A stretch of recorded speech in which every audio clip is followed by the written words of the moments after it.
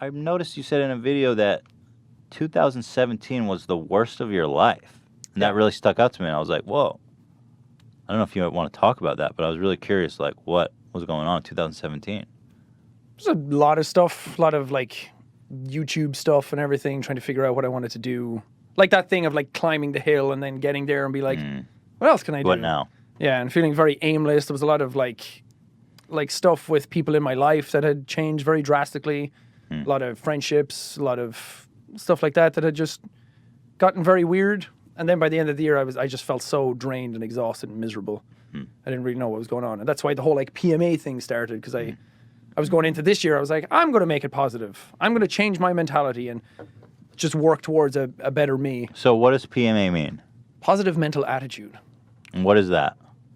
It's just something that kind of gets thrown around to be like, keep a positive mental attitude. And to me, it was something that I could just keep saying to like remind myself to be happier. Like a mantra of something like that? Yeah, not to dwell on the bullshit that was happening that really meant nothing in the grand scheme of things. And then, because I kept saying it a whole bunch, my audience obviously picked up on it, and then it's become like a whole like movement on my channel. I was like, okay, now I can wear it around with me. So you feel that you were able to willfully change your attitude by just consciously forcing yourself to be more positive? Not exactly, because I don't think that's healthy to just. And that was the whole point of it. I was worried that people would be like, "Yeah, just go out there and be happy. If you're happy, then nothing gets you down." So what? Which is bullshit. I appreciate that it's more complex than that. It's about like, it's going to sound so hokey. It's about like trying your best to get to a positive. Putting in the work to get out of the hole. Yeah. So for me, it was a lot of like starting to go to therapy, like reflecting on things, easing up on my work life, and just having a better balance with my mental health and coming to terms with it. Because for the longest time, I was like, everyone sees me as the positive person, but if I show any sign of like I'm sad, then I was worried that I was letting people down, and then that creates anxiety and things like that. So I was like, okay, I'm just going to be open and honest because I'm going crazy. It's got to be a burden to be like that positive, happy, energetic guy. Yeah. And then especially when you have people coming to you and be like, man, there's like no drama on you and you're so happy all the time and people have nice things to say about you all the time. And that's just way too much pressure for any person, I think. And it's not true, obviously. You don't feel like it. I'm not that all the time. Sure. No one's perfect. Yeah.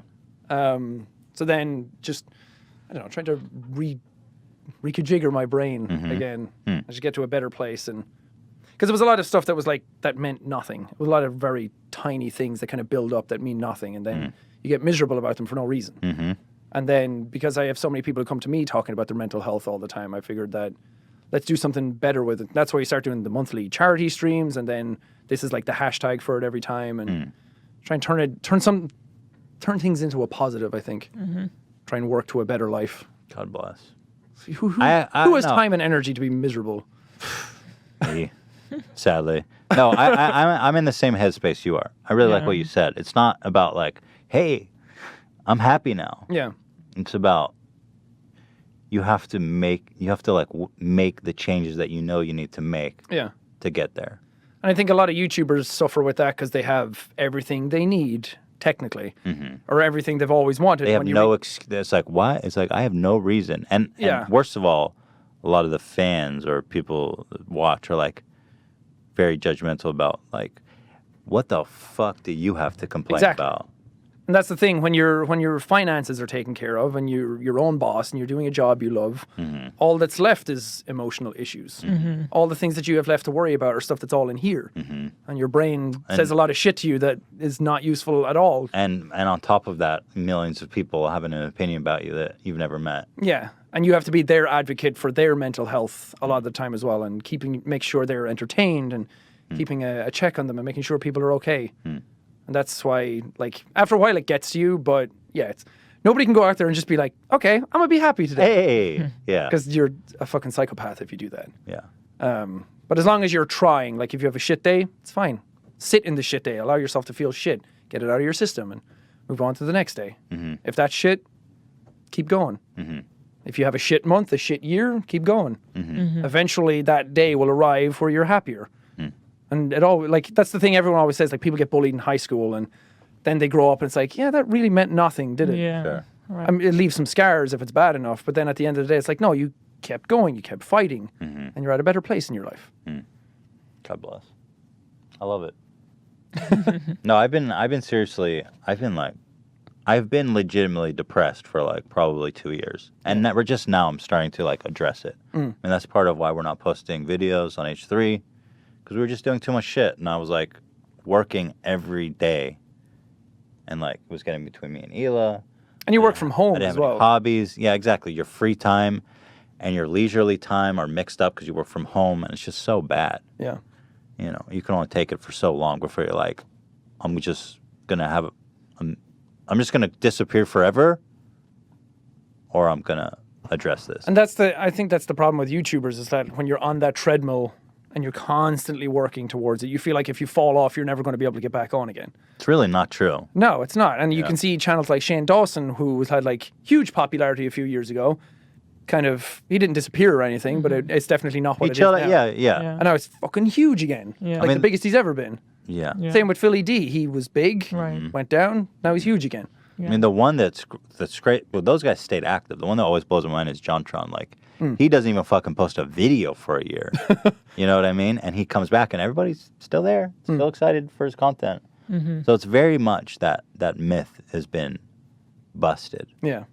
And that's why a lot of more YouTubers are talking about it now, because they feel like they can take a break. But when you take a break, it is really hard to get back to it. Yeah. That's one thing that, like, when you're in that treadmill, like chase, when you post a video every week, or at least we used to do once a week, it's kind of like, it's just the routine. And then once you break it, it's like even harder to get back to it, I feel. Part of the problem for us is that you're always chasing like a feeling or a time of like how it used to be. Yeah. Instead of just embracing like, all right, shit's different now. Mm-hmm. You know. And I mean, that's the same for the audience. The audience are still chasing the old you. Yeah. And I think they either mature with you or they leave and shit all over you. Yeah. So you gotta I mean, you've been doing it for how long at this point?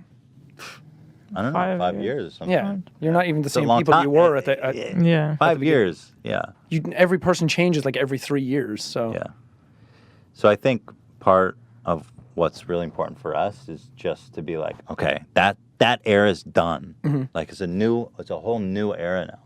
Because we've always been like, oh man, I can't do this anymore. But okay, now I really need to get back into doing that again. And then it's just like this never-ending cycle. Yeah. It's all about finding balance, finding stuff that makes you happy outside of your channel as well. That was like the thing talking to in therapy. I realized that I don't do anything outside my channel. And I don't do anything like physical. Yeah. Everything I do is mental. Even if I play video games, it's still Right. keeping your brain on. You need something to let your brain shut the fuck up every now and then. That's something I've been thinking about too. Something like, it's like you need a wholesome activity to do. Just distract yourself. In the fucking real world. Like, what do? Do you have any hobbies outside of working games? Now that I've come here, I've just been hanging out with people a lot more. Like living in Brighton, I hadn't left my house in like 2 weeks because I don't need to. Right. And I have to keep my videos going. And then when I came here, I finally had people to hang out with day to day. I've just been hanging out with people all the time, and it's just cleared my head completely. Nice. Well, not completely. It's ever fully clear, but Yeah. compared to what it was, I'm so much happier. And then it makes it easier to get back into your videos. And if you hate doing it the way you're doing, then that's a sign that something has to change. Either your schedule changes, or your methodology changes, or what you're actually doing changes. And the bottom line is, if you're not happy doing the old version of you that the audience wants, then it's not worth doing. So you can't do it. You might as well just do what makes you happy. And if the audience leaves, they leave. If they stay, they stay. Yeah. You got to make yourself happy first. It's a tough pill to swallow, but it's the truth. And something a lot of people don't want to swallow.